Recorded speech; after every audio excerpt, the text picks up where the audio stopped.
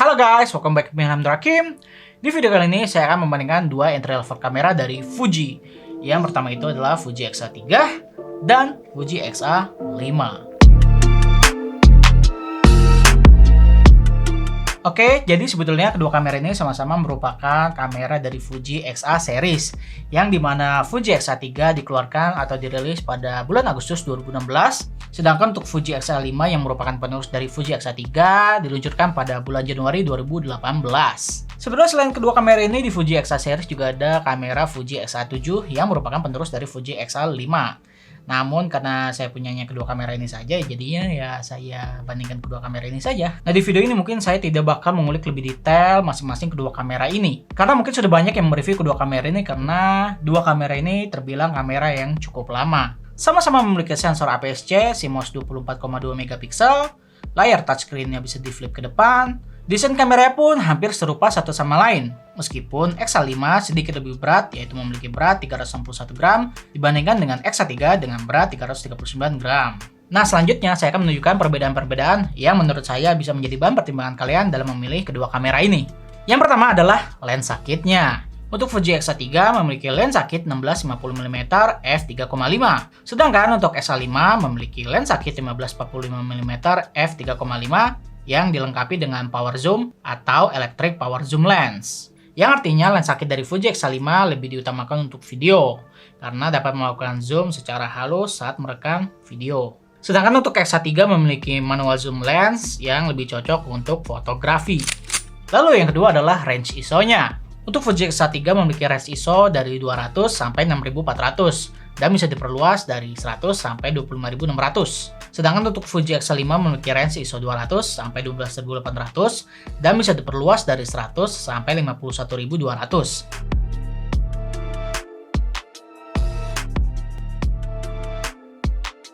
Kecuali untuk merekam video ya, karena dua kamera ini sama-sama memiliki range ISO maksimal 6400 saat merekam video.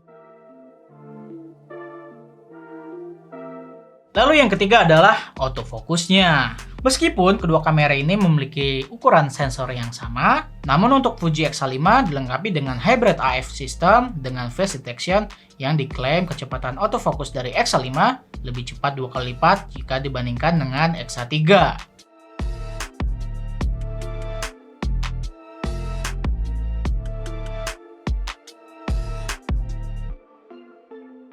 Lalu yang keempat adalah microphone port. Untuk Fuji X-A5 sudah dilengkapi dengan microphone port di bagian kiri kamera, sehingga pada saat merekam video, kalian bisa menggunakan mikrofon eksternal seperti ini di kamera Fuji X-A5.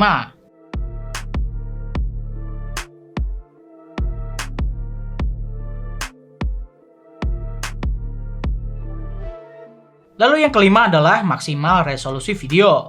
Untuk Fuji X-A5, kamera ini lebih unggul karena dapat merekam video 4K jika dibandingkan dengan Fuji X-A3 yang hanya dapat merekam maksimal 1080p saja atau Full HD. Tapi ada tapinya nih. Pada saat merekam 4K video di X-A5 hanya dapat merekam frame rate 15 frame per second saja. Jadi ya bisa dibilang agak maksa gitu pengen bisa ngerekam 4K, tapi FPS-nya cuma 15 frame per second doang. Coba bisa kenain ini nggak?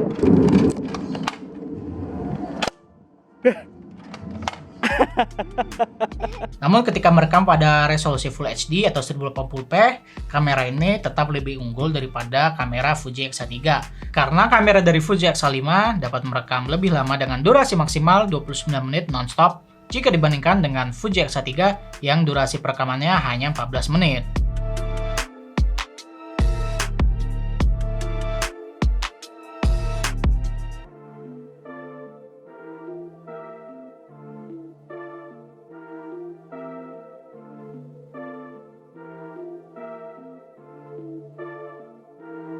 Lalu yang keenam adalah fitur slow motion. Untuk Fuji X-A5 di kamera ini dia memiliki fitur slow motion atau high speed recording. Meski begitu, resolusi yang didapat hanya 720p saja.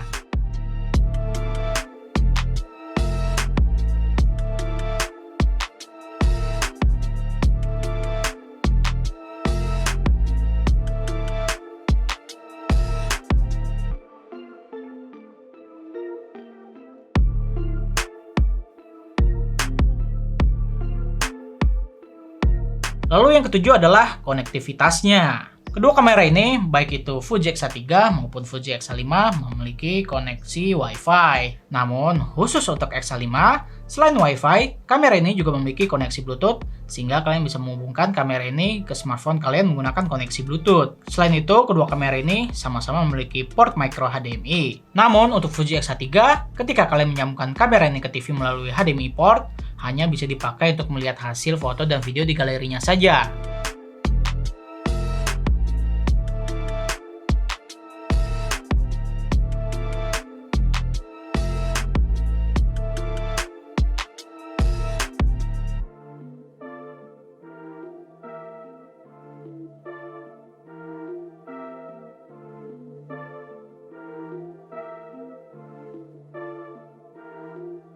Sedangkan untuk Fuji X-A5, selain kalian bisa melihat foto dan video di galerinya, kamera ini juga dapat memproyeksikan layarnya ke TV pada saat proses perekaman. Jadi misalkan kalian ingin membuat konten atau syuting video dengan kamera ini, kalian bisa menggunakan external monitor dan sambungkan ke kamera ini.